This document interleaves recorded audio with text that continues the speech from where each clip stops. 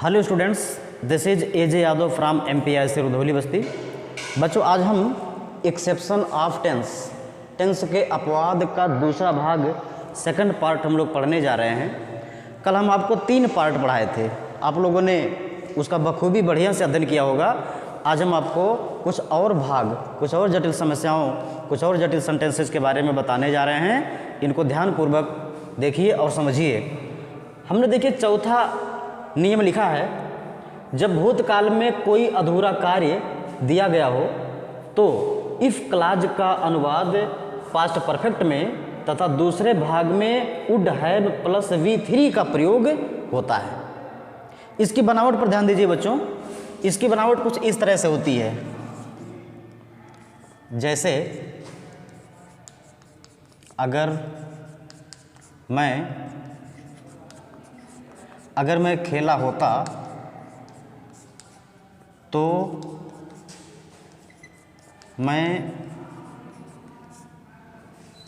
मैं जीत जाता,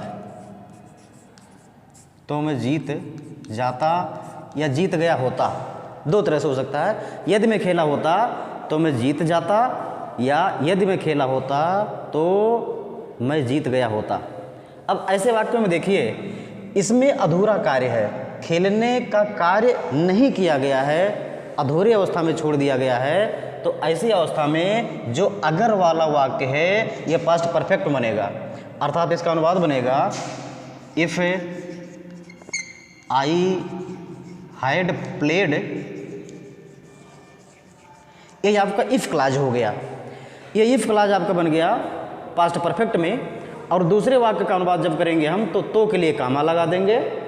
मैं जीत जाता या मैं जीत गया होता तो आप लिखेंगे करता आई, फिर लिखेंगे वुड, आई वुड हैव,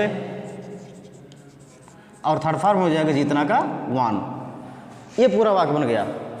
अगर मैं खेला होता तो मैं जीत जाता, if I had played I would have one. इस वाक्य को अनुवाद करने का बच्चों एक और तरीका है। हम कभी कभी इफ़ के स्थान पर हैड को पहले कर देते हैं, यानी तब वाक्य बन जाता है had I played I would have one, यानी अगर मैं खेला होता तो मैं जीत गया होता। अगला देखें, यदि तुम किताब खरीदे होते तो तुम पास हो जाते। यदि तुम किताब खरीदे होते तो तुम पास हो जाते। अब इस वाक्य में देखिए, किताब खरीदने का काम अधूरा ही छोड़ दिया गया है, किताब खरीदने का काम संपन्न ही नहीं हुआ है। तो ऐसी अवस्था में हम इस कंडीशनल सेंटेंस को हम बनाएंगे पास्ट परफेक्ट में। हमने अभी बताया है कि इफ़ के स्थान पर हैड को भी पहले लिखा जा सकता है, अर्थात इस वाक्य का अनुवाद हो जाता है हैड यू किताब खरीदना, had you bot, have you bought the book, यहाँ कामा लगा दीजिए, had you bought the book. ध्यान दीजिए, यह सेंटेंस इंट्रोगेटिव नहीं माना जाएगा। यह हैड पहले लिखा गया है, यह कंडीशन दिखाएगा कि किताब ना खरीदने का काम हुआ है। यदि तुम किताब खरीदे होते, यानी had you bought the book, comma you के साथ वुड हैव लगाना है, you would have passed, you would have passed. पूरा बन गया, had you bought the book you would have passed. तो बच्चों, इसका कॉन्सेप्ट क्लियर हो रहा होगा। जो कंडीशनल सेंटेंस है जिसमें यदि या अगर लगा हुआ है वो पास्ट परफेक्ट बनेगा, इफ़ लगा करके हैड लगा देना है। अगर आप इफ़ नहीं लगाना चाहते हैं तो हैड को आगे कर दीजिए, जैसा कि हमने यहाँ किया है, had you bought the book you would have passed. अगर तुम किताब खरीदे होते या यदि तुम किताब खरीदे होते तो तुम पास हो जाते, या तुम पास हो गए होते। इतना समझ में आ गया होगा। चलिए, इसी से मिलता जुलता एक और नियम है, 5वां नियम बता देते हैं। एग्जाम्पल 2 पर्याप्त हैं, बाकी आप लोग खुद अपने हिसाब से देख लीजिएगा। जो 5वां पॉइंट है उसको देखते हैं। बच्चों, दूसरा पॉइंट हमने जो आपको लिखा है यहाँ पर, यानी कुल 5वां पॉइंट, यदि किसी वाक्य में कोरी कल्पना किया गया हो तो इफ क्लॉज में सभी कर्ता के साथ वर योम दूसरे भाग में वुड प्लस V1 का प्रयोग होता है।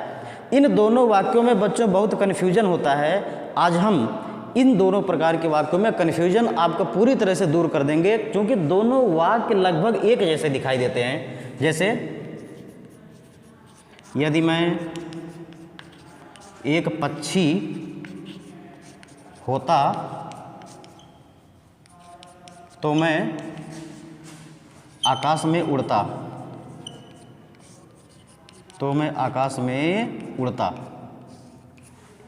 देखिए, ऐसे वाक्यों में और इस प्रकार के वाक्यों में बहुत ज़मीन आसमान का अंतर है बच्चों, और जब तक इन दोनों में अंतर नहीं जानेंगे तब तक इनका अनुवाद करना बड़ा कठिन होगा। आपको चलिए अंतर समझाते हैं।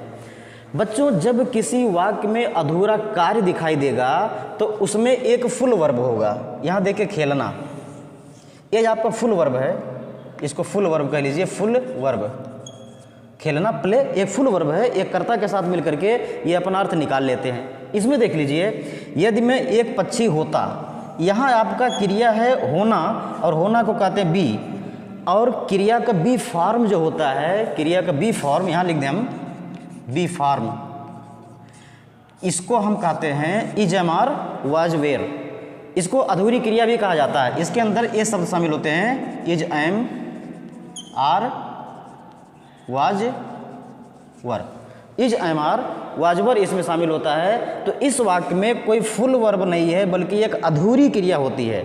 यहाँ खेलना एक फुल वर्ब है, लेकिन यहाँ केवल होना, पक्षी होना तो कोई क्रिया है नहीं, इसमें लिंकिंग वर्ब शामिल है। ऐसी अवस्था में हम इसको कल्पना मानेंगे। यहाँ यदि मैं एक पक्षी होता, भाई पक्षी होना क्या है, ये कल्पना ही तो किया गया है, पक्षी हो नहीं सकते हम। तो ऐसी अवस्था में शर्त वाले वाक्य में यानी इफ क्लॉज में सभी कर्ता के साथ वर का प्रयोग होता है, अर्थात इसका अनुवाद बनेगा if I were A bird, कमा, ये तो आपका इफ क्लॉज हो गया। यानी इफ क्लॉज में सभी के साथ वर लगेगा, चाहे आई होगा, चाहे ही होगा, चाहे यू होगा, चाहे दे होगा, चाहे सिंगुलर चाहे प्लूरल, जो भी होगा सबके साथ हम वर का प्रयोग करेंगे। तो if I were A bird, मैं आकाश में उड़ता, तो आपका अनुवाद हो जाएगा I would fly in the sky. If I were A bird I would fly in the sky. मुझे लगता है आपके समझ में अंतर आ गया होगा। इस वाक्य में देख लीजिए, यदि तुम किताब खरीदे होते, यहाँ भी एक क्रिया था, फुल वर्ब था, खरीदना, लेकिन इस वाक्य में कोई फुल वर्ब नहीं है। इस वाक्य में क्रिया है बी, और बी को कहते हैं लिंकिंग वर्ब, और लिंकिंग वर्ब में शामिल होता है is am are was were, ये आपको आगे बताया जाएगा। तो इस प्रकार ये लिंकिंग वर्ब होने के नाते इसमें कल्पना होगा, और इसमें फुल वर्ब होने के नाते इसमें अधूरा कार्य होगा। और जब अधूरा कार्य होगा तो इफ क्लॉज पास्ट परफेक्ट में बनेगा, और जब वाक्य में कल्पना होगा, लिंकिंग वर्ब पाया जाएगा, तो वह उस वाक्य में सभी कर्ता के साथ वर का प्रयोग होगा। अगला देखें, यदि तुम मेरे मित्र होते, यदि तुम मेरे मित्र होते तो मैं तुम्हारी सहायता करता, तो मैं तुम्हारी सहायता करता। अब यहाँ देख लीजिए, यदि तुम मेरे मित्र होते, यहाँ भी कोई फुल वर्ब नहीं है, एक लिंकिंग वर्ब है, is am are was were का प्रयोग है। इसको ऐसे पढ़े, यदि तुम मेरे मित्र हो, तुम मेरे मित्र हो, तो इसका अनुवाद क्या पढ़ेंगे, यू आर माई फ्रेंड। तो इसमें जब आर आ गया है, इसका मतलब ये लिंकिंग वर्ब है और इसमें कल्पना दिखाई दे रही है, तो आपको अनुवाद करना होगा if you were my friend, if you were my friend. अब आगे क्या लिखना है, मैं तुम्हारी सहायता करता, तो हो जाएगा आई वुड हेल्प यू। बच्चों, इसको जब किताबों में आप पढ़ेंगे तो आपको बहुत जटिल तरीके से समझाया गया होगा, और हो सकता है आप समझ में ना आवे, हो सकता है आपके समझ में बड़ी कठिनाई से आवे, या नहीं भी आ सकता है। लेकिन हम जो आपको तरीका बता रहे हैं, यह आपको किसी किताब में नहीं मिलेगा, यह मेरे द्वारा गढ़ा हुआ स्वयं का तरीका है। अगर आप इस फार्मूले को अपनाते हैं तो आप इन दोनों प्रकार के वाक्यों में अंतर स्पष्ट कर लेंगे, और आप इसका अनुवाद भी सही तरीके से बनाएंगे, आपके पास कहीं त्रुटि नहीं मिलेगी। कैसे पहचानना, फिर से देखें। जब वाक्य में फुल वर्ब होगा, जब अगर वाले वाक्य में फुल वर्ब होगा खेलना जैसे, तो इसमें अधूरा कार्य माना जाएगा। और जब अधूरा कार्य माना जाएगा तो अधूरे कार्य वाले वाक्य अंग्रेजी यानी इफ़ वाले वाक्य की अंग्रेजी पास्ट परफेक्ट में, और बिना इफ़ वाले वाक्य की अंग्रेजी में would have plus third form लगाना होगा। उसी प्रकार जब इफ़ क्लॉज में लिंकिंग वर्ब होगा, अगर तुम मेरे मित्र होते, तो इसका अनुवाद करना होता है, ये बताएंगे if you are my friend, भाई तुम मेरे मित्र हो, यू आर माई फ्रेंड, मैं तुम्हारा मित्र हूँ, आई एम योर फ्रेंड। तो यहाँ क्या लगा, इज एम आर लगा, ये लिंकिंग वर्ब माना जाएगा। और जब लिंकिंग वर्ब होगा तो इस वाक्य में कल्पना शो होगा, कल्पना दिखाई पड़ेगा। ऐसी अवस्था में शर्त वाले वाक्य में सबके साथ आपको लगाना होगा वेर, और बिना शर्त वाले वाक्य में वुड प्लस क्रिया का फर्स्ट फॉर्म। यदि वाक्य देखें, अगर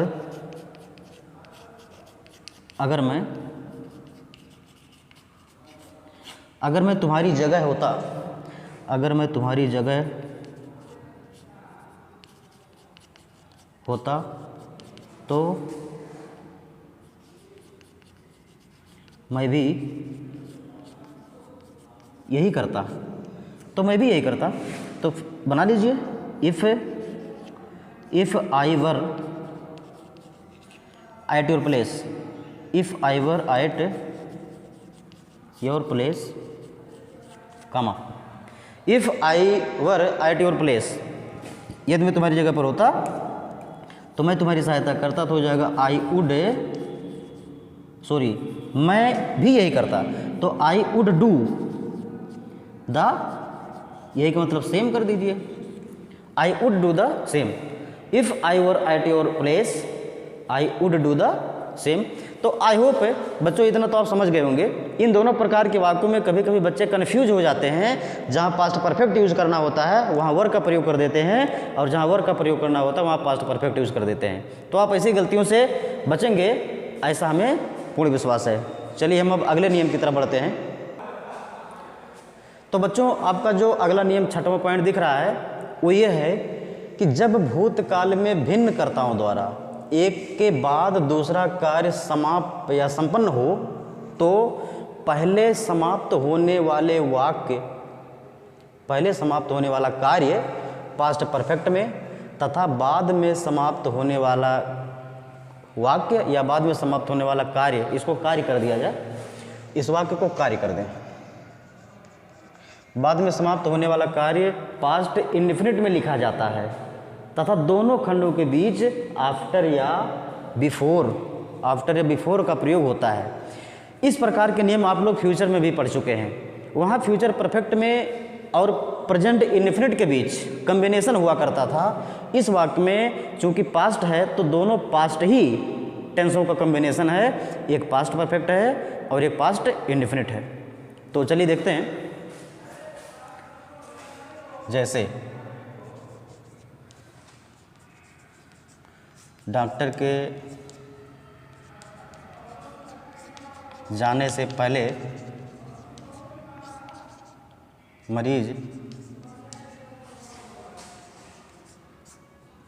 मर चुका था। इस प्रकार का वाक्य फ्यूचर में जब आपको लिखवाए थे तो वहाँ लिखवाए थे डॉक्टर के जाने से पहले मरीज मर चुका होगा। यहाँ चुका था है, इस चुका था से पहचानेंगे कि ये भूतकाल का वाक्य है, और भूतकाल के वाक्य में जब इस प्रकार का कॉम्बिनेशन होता है तो उसका सूत्र है past perfect plus past indefinite. यहाँ देखिए, पहले ये पता करना है कि कौन सा काम पहले हुआ है। डॉक्टर के जाने से पहले मरीज मर चुका था, इस वाक्य में मरीज पहले मरा है तो इसको हम मान लेंगे पास्ट परफेक्ट, और इस वाक्य को मान लिया जाएगा पास्ट इंडेफिनिट। समझ जाएंगे पास्ट इंडेफिनिट पूरा लिखिएगा। पास्ट परफेक्ट यहाँ पीपी मतलब पास्ट परफेक्ट, और पास्ट इंडेफिनिट का फार्मूला यहाँ लगेगा। और इसमें ये जो पहले शब्द है इसके लिए बिफोर का प्रयोग कर देंगे हम, अर्थात इसका पूरा अनुवाद ऐसे होगा, मरीज मर चुका था तो हो जाएगा the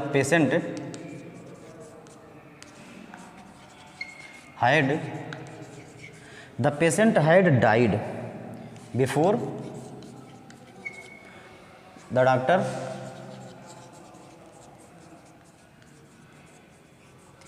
before the doctor went, जाना का सेकंड फॉर्म वेंट ही तो लगाएंगे हम, पूरा बन जाएगा the patient had died before the doctor went.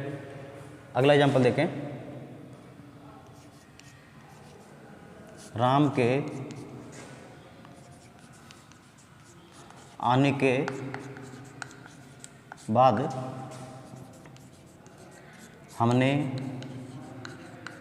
नाश्ता लिया था। राम के आने के बाद हमने नाश्ता लिया था। अब इसमें देखिए, राम का आना और हमारे द्वारा नाश्ता करना, इसमें राम का आना पहले हुआ है तो ये हो जाएगा पास्ट परफेक्ट और ये हो जाएगा पास्ट इंडेफिनिट। इतना क्लियर हुआ। हम जब अनुवाद करेंगे तो जिस प्रकार कल आपको बताया गया था कि राइट हैंड साइड का सेंटेंस पहले लिखा जाएगा, तो उसी प्रकार यहाँ भी आपको दाहिने तरफ का सेंटेंस पहले लिखना है। हमने नाश्ता किया था मतलब हम नाश्ता करते थे, पास्ट इंडेफिनिट में लिखेंगे तो हो जाएगा we took the breakfast, we took the breakfast after Ram का आना तो हो जाएगा आफ्टर राम हाइड, और आना का थर्ड फॉर्म होता है कम। पूरा बन गया we took the breakfast after Ram had come. चलिए इसमें कुछ प्रश्नवाचक बच्चों, इस प्रकार के वाक्य एक और थोड़ा सा देख लेते हैं जिसमें आप कंफ्यूज हो सकते हैं। हम ऐसा वाक्य लिखने जा रहे हैं जहां कर्ता डिफरेंट नहीं है, जैसे घर पहुंचने के बाद वह सो गया। देखिए बाद यहां भी लगा हुआ के बाद, और के बाद इस वाक्य में भी लगा हुआ है, लेकिन अंतर देखिए बच्चों, इस वाक्य में दो लोगों के द्वारा काम किया जा रहा है, लेकिन इस वाक्य में घर पहुंचने के बाद वह सो गया, इसमें दोनों काम एक ही व्यक्ति कर रहा है। तो इस वाक्य का अनुवाद हम इस फार्मूले से कदापि नहीं बना सकते हैं।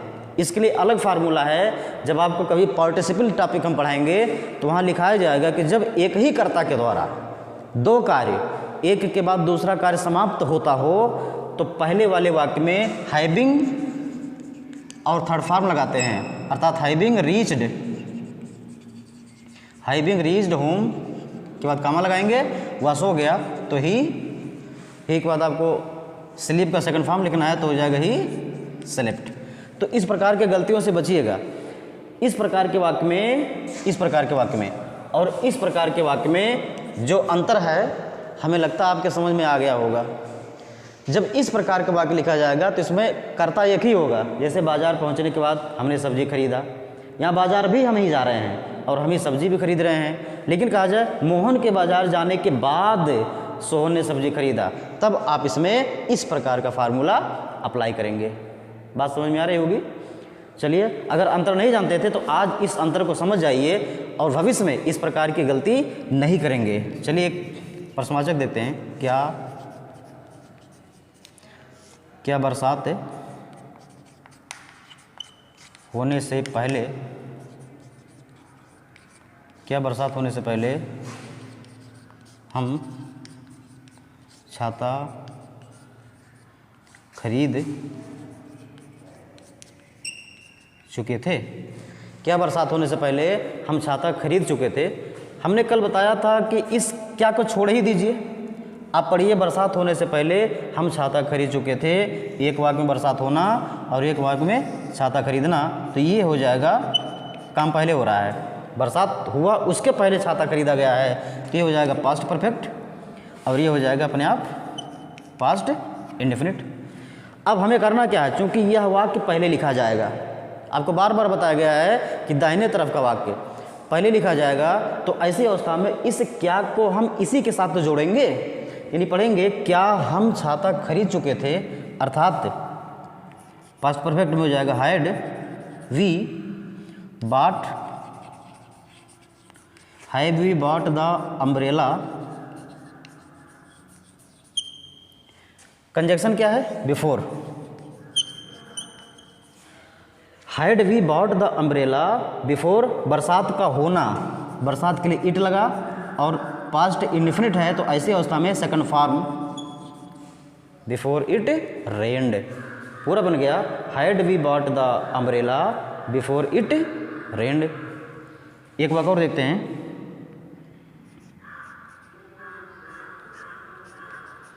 रामू ने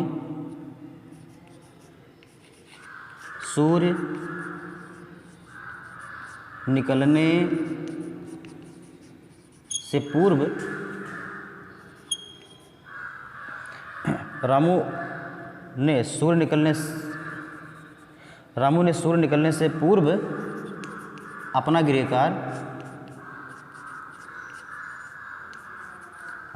कार्य क्यों नहीं पूरा किया था? क्यों नहीं पूरा किया था? फिर से देखें, रामू ने सूर्य निकलने से पूर्व अपना गृह कार्य क्यों नहीं पूरा किया था। यहाँ भी आप क्या करेंगे, एक वाक्य में सूर्य का निकलना और एक वाक्य में रामू के द्वारा गृह कार्य पूरा करना।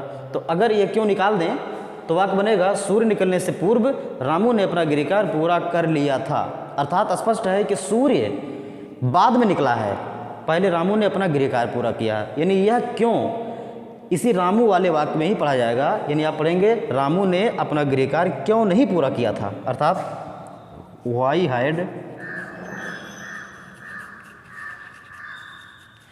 हैड रामू नॉट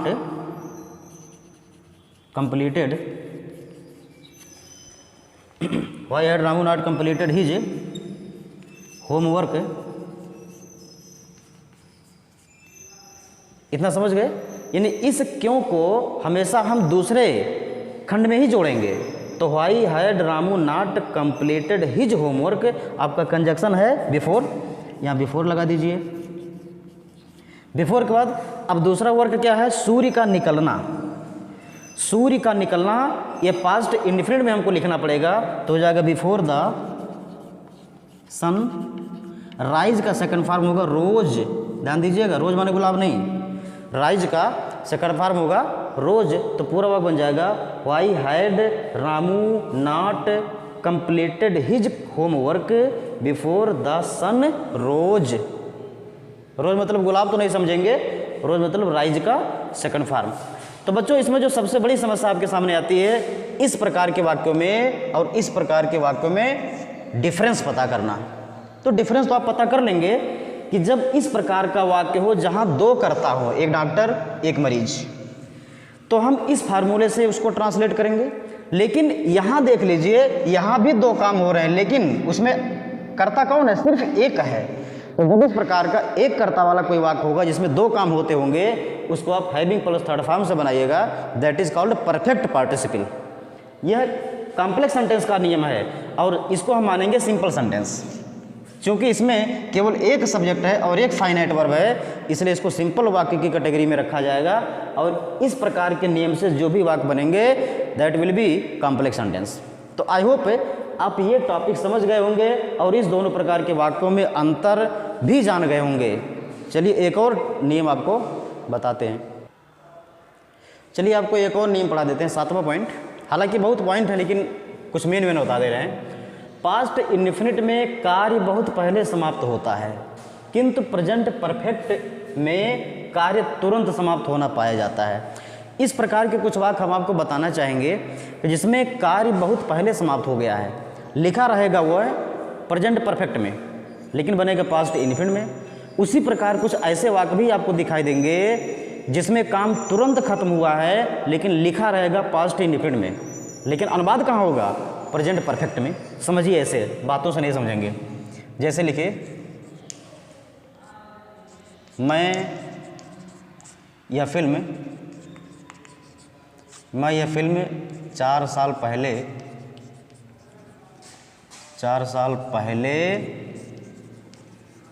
देख चुका हूँ। मैं यह फिल्म 4 साल पहले देख चुका हूँ। अब इसमें देखिए, अगर पूछा जाए कौन टेंस है तो हम वाक्य की पहचान के आधार पर कहेंगे इसमें चुका है, चुकी है, चुके हैं, चुका हूँ आया हुआ है, इसलिए प्रेजेंट परफेक्ट है। लेकिन इसमें जो कार्य हुआ है वो बहुत पहले हो गया, बड़ी कालांतर में हो गया है। तो ऐसी अवस्था में हम इस वाक्य का ट्रांसलेशन पास्ट इन्फिनिट में नहीं करेंगे, हम इसको ट्रांसलेट करेंगे प्रेजेंट परफेक्ट, सॉरी, इसको हम प्रेजेंट परफेक्ट में नहीं करेंगे, पास्ट इन्फिनिट में इसका अनुवाद करेंगे। तो आपका अनुवाद हो जाएगा आई सा दिस फिल्म, आई सा दिस फिल्म 4 साल पहले, तो बिफोर 4 years, आई सा दिस फिल्म बिफोर 4 years, यानी मैं इस फिल्म को 4 साल पहले देख चुका हूँ। अब आप इसका उल्टा एक और वाक्य देख लीजिए, राकेश अभी अभी बाजार गया, राकेश अभी अभी बाजार गया। अब इस वाक्य का बनावट देखें तो लिया, दिया, पाया, सोया, गया, ताता, तेती, तेथे, ये पास्ट इनफिनिट होता है।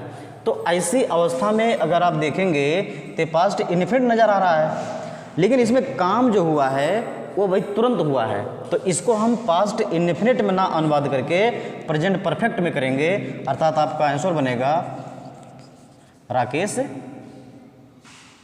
Has, Rakesh has gone to market just now, to just now, Rakesh has gone to market just now, यानी राकेश अभी अभी बाजार गया है। तो इन दोनों प्रकार के वाक्यों में अंतर तो आप समझ ही गए होंगे। वाक्य लिखा है प्रेजेंट परफेक्ट में, लेकिन इसमें काम बहुत पहले हुआ है, इसलिए इसका अनुवाद हुआ है पास्ट इनफिनिट में। यहाँ क्या है, यहाँ वाक्य लिखा गया है पास्ट इनफिनिट में, लेकिन इसमें काम तुरंत हाल ही में तत्काल हो रहा है। तो ऐसी अवस्था में हम इसको किसमें, प्रेजेंट परफेक्ट में ट्रांसलेट करेंगे, भले ही ये लिखा गया है पास्ट इनफिनिट में। चलिए 8वां पॉइंट देख लेते हैं, एक और देख लेते हैं वीडियो। चलिए देखते हैं 8वां पॉइंट, जिन वाक्यों में ज्ञानेंद्रिय दशा आदि का बोध हो तो उसका अनुवाद प्रेजेंट कॉन्टिन्यूअस में ना करके प्रेजेंट इनफिनिट में करते हैं। ये बच्चों थोड़ा सा बहुत स्पेशल नियम है, इसको आपको ध्यान से समझना होगा। इसका स्ट्रक्चर तो प्रेजेंट कॉन्टिन्यूअस में होता है, लेकिन इसका जो अनुवाद होता है वो प्रेजेंट इनफिनिट में होता है। आपको पता होगा ज्ञानेंद्रिय 5 होती हैं, कौन कौन, आँख, नाक, कान, जीभ और त्वचा। इन 5 ज्ञानेंद्रियों का बोध अगर किसी वाक्य में होता है तो उसको हम प्रेजेंट इनफिनिट में ट्रांसलेट करते हैं, या किसी में दशा का बोध हो रहा है, किसी में वर्तमान में आदत का बोध हो रहा है, हैबिचुअल एक्शन का बोध हो रहा है, तो उसको भी हम प्रेजेंट इनफिनिट में अनुवाद करते हैं। चलिए कुछ वाक्य देखते हैं, जैसे आम खट्टा लग रहा है, आम खट्टा लग रहा है। अब बच्चों खट्टा कैसे लगेगा, जब हम उसको चखेंगे कि देख करके जान जाओगे कि आम खट्टा लग रहा है। ये लिखा है प्रेजेंट कॉन्टिन्यूअस में, लेकिन इसका अनुवाद बनेगा प्रेजेंट इनफिनिट में, क्योंकि इसमें ज्ञानेंद्रिय नजर आ रही है। आम खट्टा लग रहा तो आपका अनुवाद हो जाएगा द मैंगो टेस्ट में लगाएंगे, द मैंगो टेस्ट्स सोर। आम खट्टा लग रहा है, द मैंगो टेस्ट्स सोर। अगला वाक्य देखें,